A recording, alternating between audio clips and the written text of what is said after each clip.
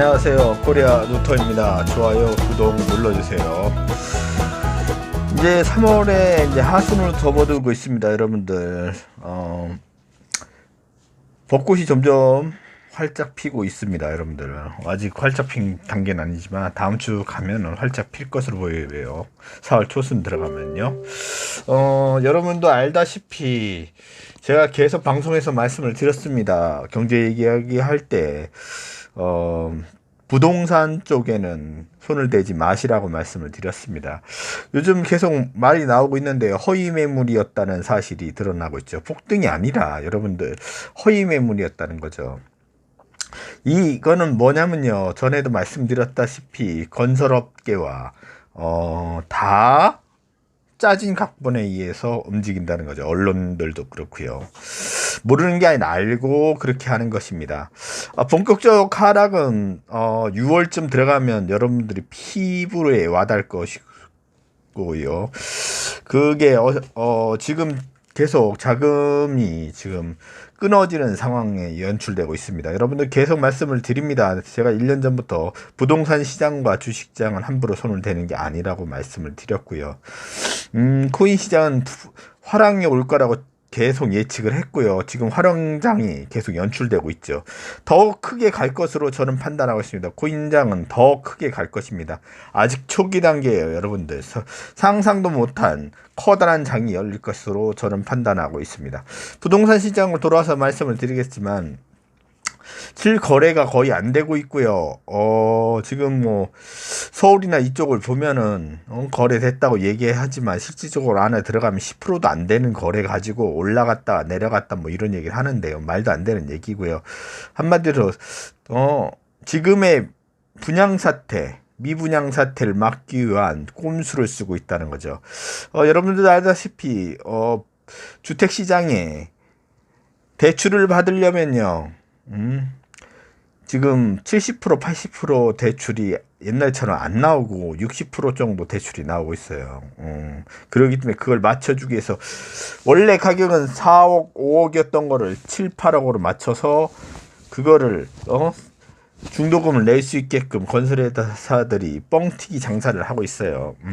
거기서 절대 속으시면 안 되고 영원한 노예가 될 수 있다는 거 여러분들 알아두셨으면 합니다. 저 언론사 얘기 마저 듣고 말씀을 나눌까 합니다. 한번 들어보세요.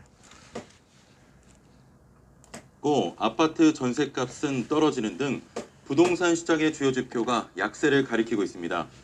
본격적인 집값 하락의 신호탄이 될지 일시적인 숨고르기에 그칠지 정부의 공급대책 후속 조치와 서울시장 보궐선거에 관심이 쏠리고 있습니다. 신윤정 기자입니다. 학원가와 가까워 자녀 교육을 위한 전세 수요가 많은 서울 강남구의 재건축 아파트 단지입니다. 이곳의 전용 면적 76제곱미터 전세 보증금은 지난 1월 최고 10억 원까지 거래됐는데 최근 호가는 6, 7억 원대까지 떨어졌습니다.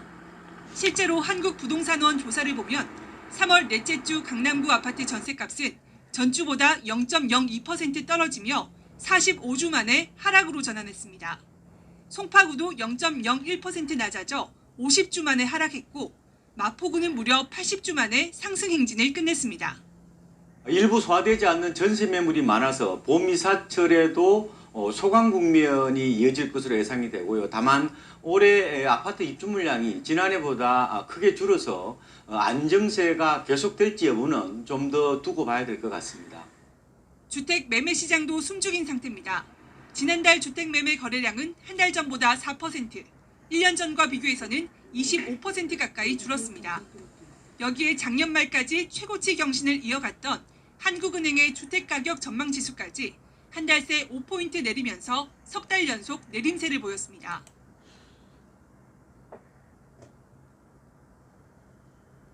얘기 들으셨죠? 점점 하락할 것으로 보이고 있고요. 본격적으로 여러분이 피부로 와닿는 건 6월부터 피부에 와닿을 거예요. 주택시장이 완전히 하락으로 접어졌다는 거예요.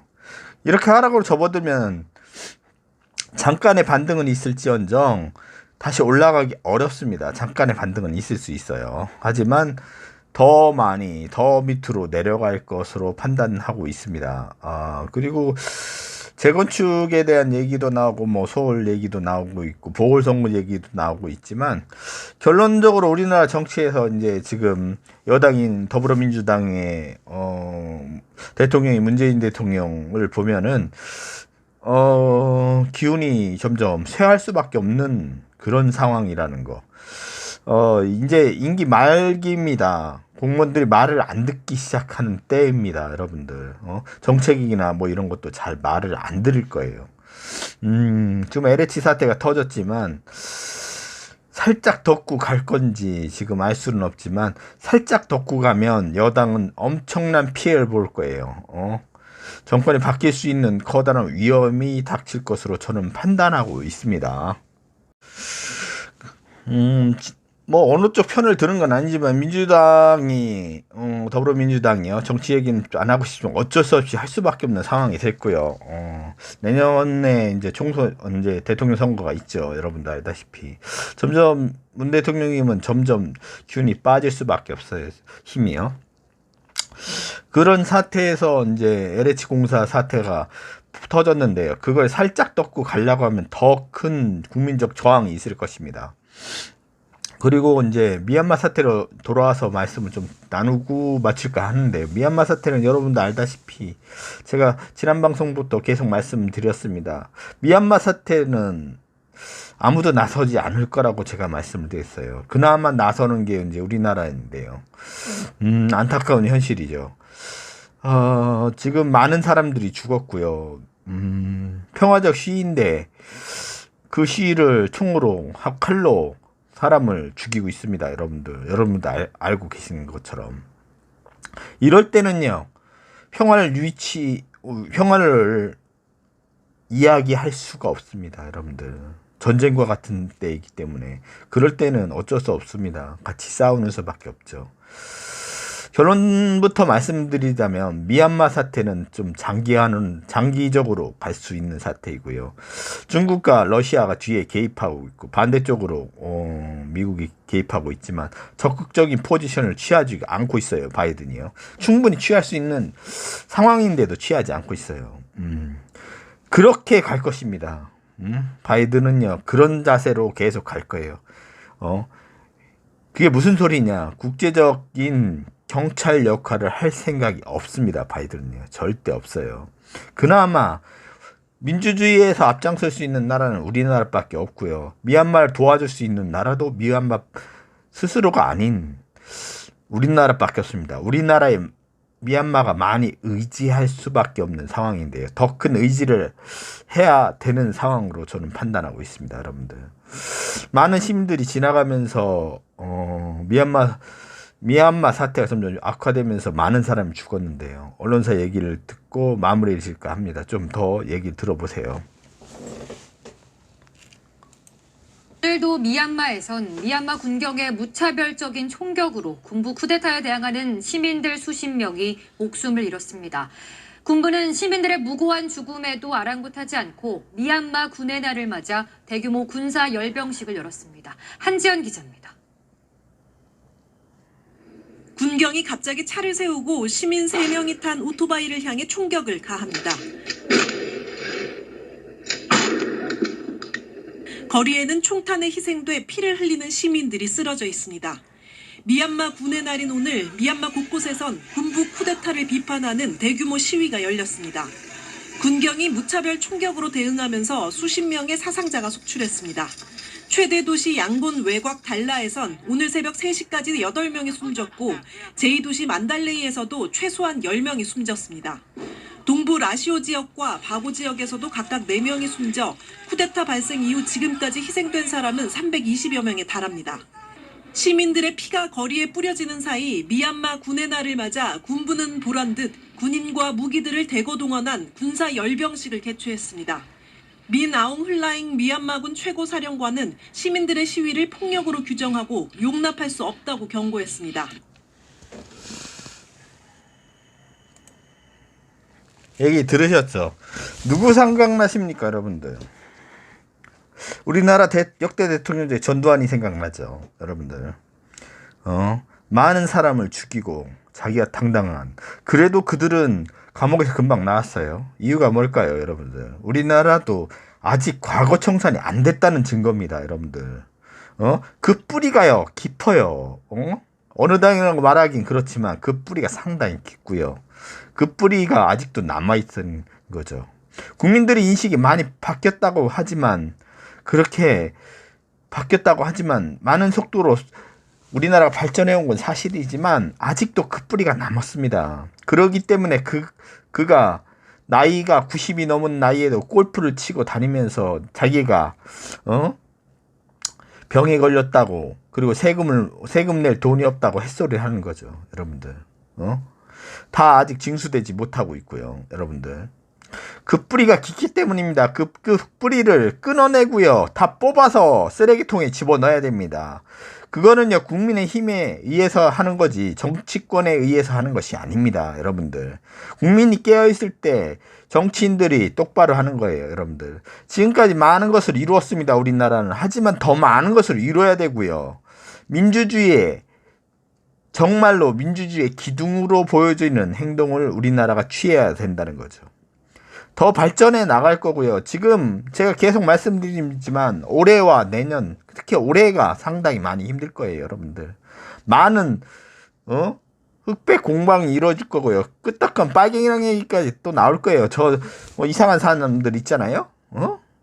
그리고 이제 지금 부산 시장 선거가 있지만, 여러분들 아직도 정신 못 차린 그 동네는, 대부분 아니지만 일부 사람들 있어요. 정신 못 차린 사람들. 아직도 전두환이를 옹호하고 박근혜를 옹호하는 그들은요, 자기 뱃속에서부터 뼛속까지 자기 욕심으로 채운 사람들이에요. 이명박이도 그렇고요. 그런 사람들이 우리나라의 지도자였고 고개를 들고 다닌다는 거죠. 빳빳하게. 그 이유가 뭘까요? 고개를 숙이지 않고 고개를 빳빳하게 들고 다니는 이유가 뭐겠습니까, 여러분들? 같이 빌부터 살았던 그 세력들이 많이 남아있다는 거죠. 그것이요, 여기저기 많이 퍼져 있어요. 특히 언론사 쪽에 어마어마하게 퍼져 있습니다, 여러분들. 그 뿌리를 다 캐낼 때까지는 어려울 거예요. 그게 올해 상당히 많이 이루어질 것입니다. 하지만 여러분들 화내지 마십시오. 그리고 열내지 마십시오. 제가 말씀드리지만 이것은 새로운 새천년을 열기 위한 기틀이 될 것이에요. 더러운 것이 드러나고 악취가 풍겨나고 냄새가 진동할 때 그것은 나쁜 것이 아니라 좋은 것입니다. 그들을 도려내서 쓰레기통에 집어 던졌을 때, 다시 못 일어나게 했을 때 우리나라는 더 빨리 선진국으로 갈 것이며, 우리나라 국민들의 힘에 의해서 초강대국 세계 2, 3위를 다툴 수 있는 나라가 될 것입니다. 2, 3위가 된다면요, 일본과 중국을 같은 라인에서, 러시아와 같은 라인에서 어깨를 동등한 관계로서 나아갈 것입니다. 미얀마 같은 사태가 우리가 도와줄 수 지금 없는 상황이지만 우리가 힘을 더 키우고 더 키워야 된다는 거죠. 우리나라뿐만 아니라 민주주의의 기본이 되는 기틀을 만들기 위해서, 기둥을 만들기 위해서 하는 것이니 그렇게 판단하셨으면 좋겠습니다. 우리나라는요, 국민의 힘에 의해서, 국민들의 각 자긍심과 국민들의 올바른 정신에 의해서 초강대국을 합니다.